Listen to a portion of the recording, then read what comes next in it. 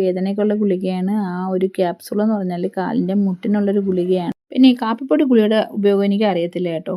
അപ്പോൾ പിന്നെ ഉച്ചയ്ക്ക് ഒരു 2-2:30 ആയപ്പോൾ നമ്മൾ ചോറ് കഴിക്കാനായിട്ടിരുന്നു. അപ്പോൾ ചോറും മീൻകറിയും, മാങ്ങയിട്ട മീൻകറിയും, മീൻ പൊരിച്ചതും, പിന്നെ ഒരു വൻപയർ കായ് ഒരു ഉടച്ച് കറിയും, പിന്നെ പരിപ്പും പപ്പടമായിരുന്നു. ഇതെന്ത് കോമ്പിനേഷനെന്ന് എനിക്ക് തന്നെ മനസ്സിലായില്ല.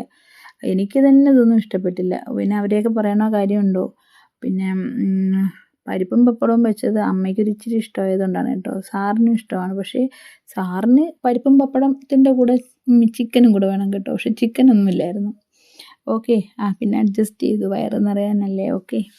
പിന്നെ വൈകുന്നേരം നമ്മൾ ചായ ഇട്ടു. അപ്പോൾ ഞാൻ ഇങ്ങനെ ടെറസിൽ പോയി നിന്നാണ് കേട്ടോ ചായ കുടിച്ചത്. അത് വേറൊന്നും കൊണ്ടല്ല, മുകളിലേക്ക് പോയപ്പോൾ ചായയും കൂടെ എടുത്തുകൊണ്ട് പോയി. പിന്നെ ഒരു ഷോ എല്ലാം കാണിച്ച് കുടിക്കാമെന്ന് കരുതി ഫോണൊക്കെ ഒന്ന് ചാരി വെച്ച് അങ്ങനെ ഇച്ചിരി ഗെറ്റപ്പും ഗമിയൊക്കെ ഇട്ട് നിന്ന് ചായ കുടിക്കാമെന്ന് വിചാരിച്ചെന്നേ ഉള്ളൂ കേട്ടോ.